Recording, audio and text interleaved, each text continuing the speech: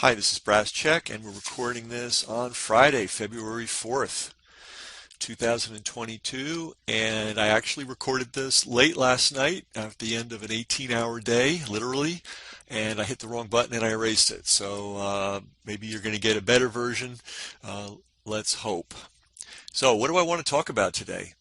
First, some good news. I have got count them, two credible helpers now, and they're capable and they are doing magnificent things for me. So we're going to be able to get a whole lot more done. I've been operating here with a tech helper who's capable, but not inspired. Uh, so no thinking involved on his part, which is tough for me, frankly. But now I got two guys that can think and do and write and edit and research videos and help assemble videos and all this stuff that I've been doing. So that means I can do more stuff.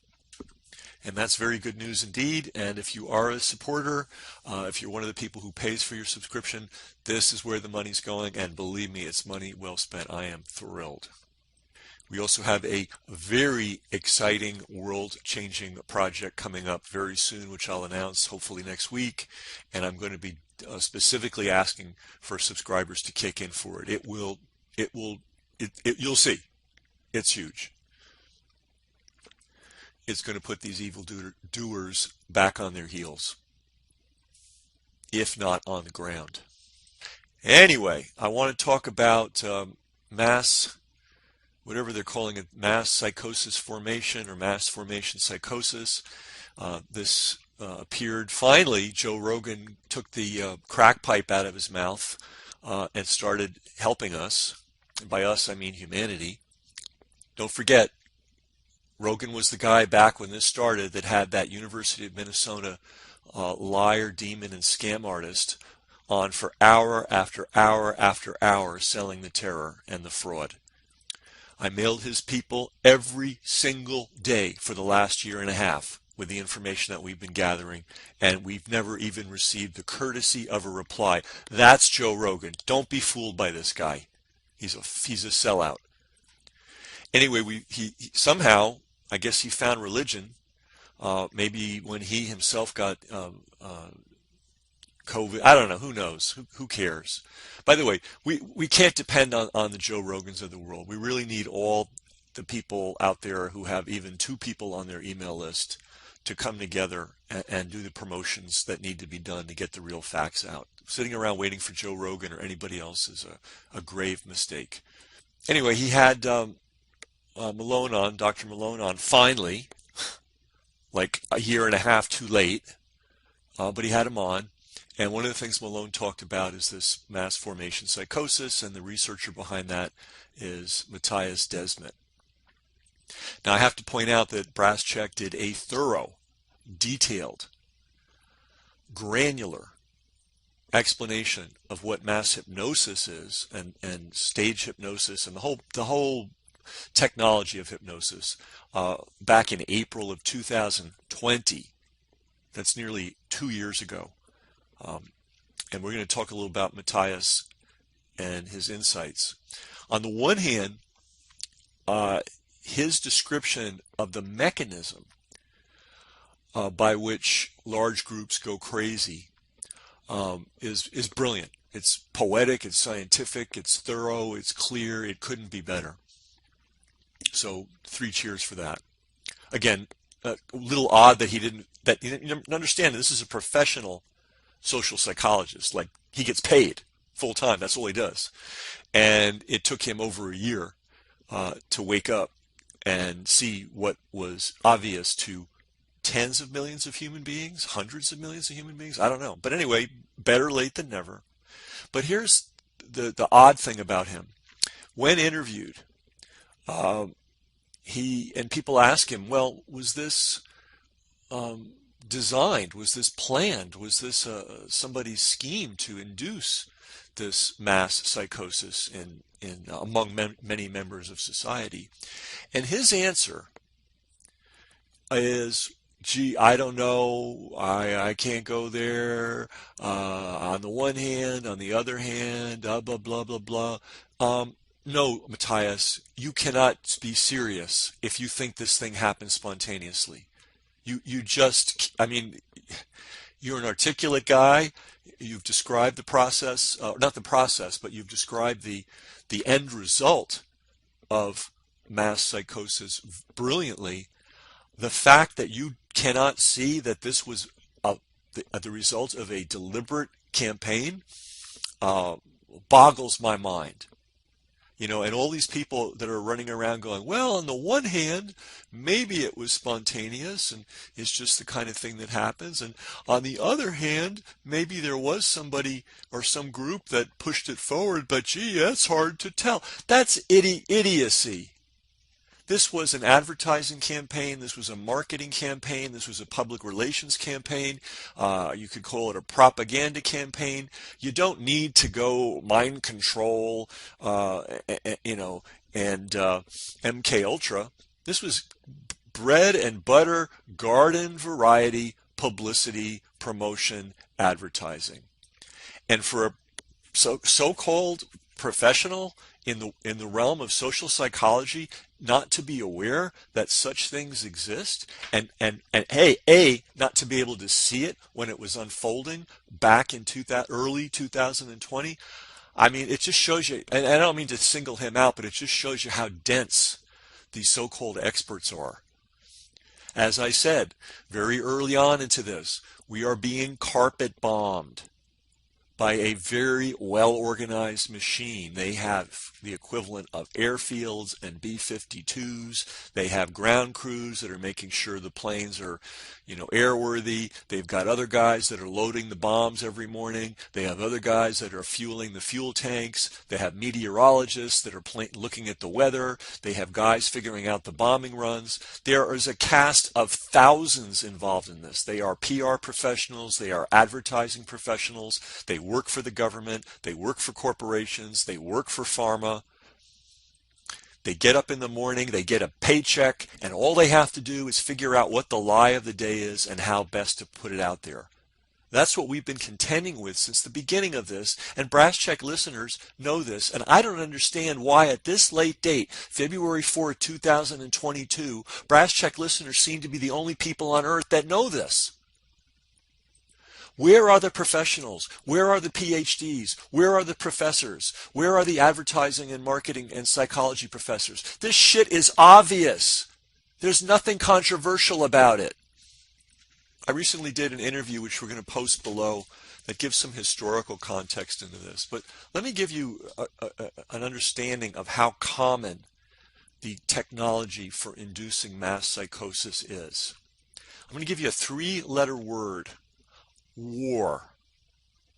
Okay? There is no such thing as a spontaneous war. Never has been, never will be. You don't move 1 million men across the ocean with, uniforms, feeding them, arming them, training them, deploying them in the right place at the right time.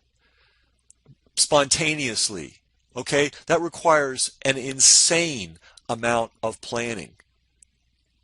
Okay? That's how wars take place. They don't take place spontaneously. This nonsense that human beings are naturally aggressive and war is a natural outcome of that. Anybody that believes that is a sap. Okay? There's no such thing as a war. You might have a fist fight in a bar, yeah, but you're not gonna move 1 million guys over to the Middle East. Based on an emotional flirt.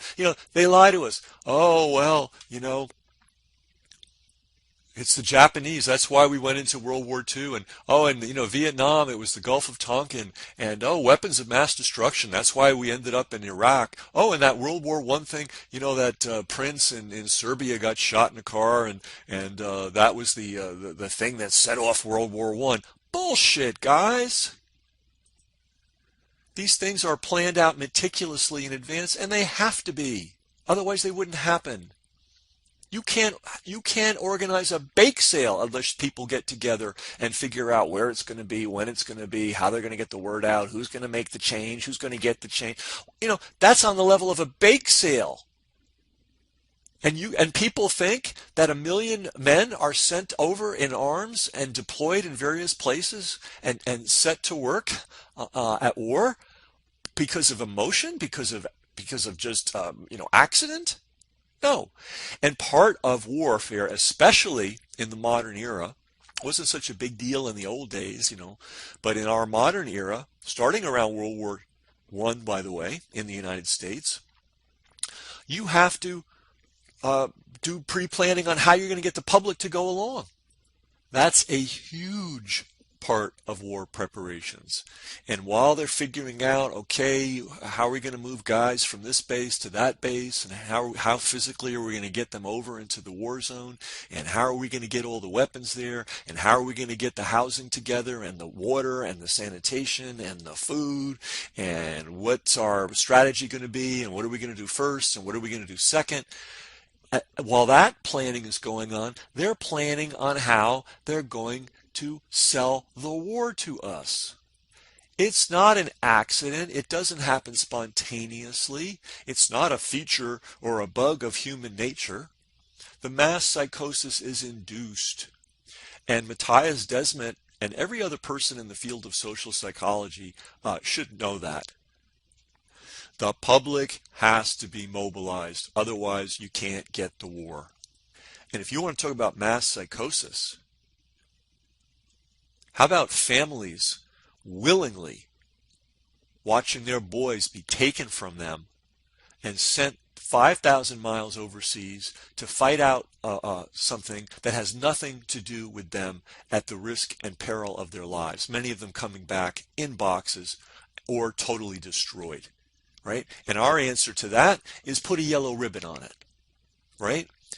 That's the mass psychosis, and we've had episodes of mass psychosis continuously in this country. Yeah, the COVID thing is a pretty darn big one, and they got the whole world to buy it, or they got the gullible people of the world to buy it, including a lot of people that should have known better.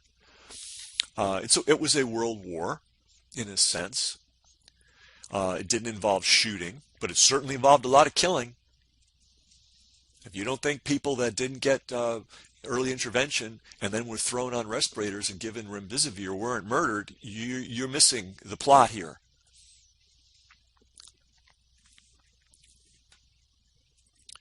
In any event, the art and science of inducing mass psychosis for the purposes of carrying out nefarious activities is a profession. There are thousands of people, again, who get a paycheck every week for helping. They work for the Pentagon. They work for the U.S. government. They work for the news media. They work for advertising agencies. They work for PR agencies. They work in the research departments of universities. That may be why one of the reasons Matthias doesn't want to get into it, because post-World War II, and you can read this in the book called The Science of Coercion, post-World War II, 80% of all research money in the field of psychology was spent on learning how to coerce and persuade people. 80%. We could have a science of psychology that's devoted to helping people, that's making them more resilient, that's making them more creative, right? That's helping them deal with their problems. No, we have 80% of the money spent in psychology is used on learning how to coerce people. Okay, so I don't know if Matthias Desmet just never knew that. I don't. Yeah, he needs to be called out, frankly. And all the people that have interviewed him and talk about his work need to wake up and start talking to the professionals in the field, the advertising professionals, the marketing professionals. Surely there's got to be an academic retired social psychologist somewhere who can speak to this. It's crazy that it's February 4th, 2022, and we still don't have as a basic theme of understanding and conversation in this world that the lies were planned in advance and deployed with military precision by thousands of people. Now, most of the people doing the deployment, useful idiots. Right? They've got their little degrees, and they were hired as a communication specialist for the county of Oswego, and population 2, and they are just doing their job. So when I say thousands, I don't mean thousands of people knew the evil they were doing, but I'm saying That, let's look at a war, right? How many people go to war, and how many young men go to war and think it's a game? And I'm sorry to say, if the guys that have done it know it. Initially, it seems like a party, right? And then, of course, the movies are presented to make it look like this glorious, heroic enterprise, right? And then we have all the useful idiots in the country that salute the flag every time somebody decides we're going to go to war and murder people to steal their stuff, which is what war is always about. And that's what this war was about. This COVID thing was a war on us, and it was a war to steal our stuff. That's what this is. That's what war is always about. Some psychopaths get together, they see an opportunity to steal, they organize their force, they flim-flam everybody, they find a legions of useful idiots, and they go to war and they try to steal everything that's nailed down. I had a wonderful talk with Vera Sharav, Holocaust survivor, outspoken opponent against pharma, and she agrees with me 100%. Yeah, the Nazis had all kinds of bizarre philosophical viewpoints. They were thieves. They were gangsters. Their whole goal was to steal. Everywhere that where do you think all the property went for all the Jews that were taken out of the country and put in the camps? It went into the pockets of Nazi party leaders because they're thieves, they're gangsters. Okay, what do you think Bill Gates is? I mean, Bill Gates, tech guy? Are you fucking kidding me? He's a fucking moron. His operating system sucks. He got every single thing wrong in the evolution of personal computing. All he did was ride the wave and enjoy a monopoly he had on the operating system. That's the only thing he ever did. And that operating system was stolen, by the way. It was developed by somebody else. Someone else pirated it, and then Gates bought it from the guy who pirated it. And that man, it's just probably a coincidence, but he was beaten to death in a bar and didn't recover. Yeah, that's history. I'm not saying that Gates had anything to do with it, but there's no intelligence in Gates other than the intelligence of evil, And why is it that the only people that know that Bill Gates spent $100 million plus giving money to every news media outlet you can imagine? El País in Spain, Le Monde in France, The Guardian in the UK, National Public Radio, the Los Angeles Times in the US, $100 million in grants. You don't think you control the news media when you make that kind of grant giving? And the only place you're going to get the details about that is Brass Check. We have a colleague that went through and before the Gates Foundation woke up and realized that people were watching them, they posted all those grants on their website. Well, she downloaded them all, and we've got them, and we did a whole show about them over a year ago. All right, so this was planned. It was paid for. You had some smart people at the top, evil smart people at the top running it, and then you had thousands and thousands and thousands of useful idiot foot soldiers helping push it. And that Matthias Desmet and all the people that he's talked to can have the gall to say that this was just spontaneous and this is just the way human beings are, and yeah, we sometimes just go crazy and no one knows why. Bullshit. You should know better, and the public should be served better. So that's what I've got to say today.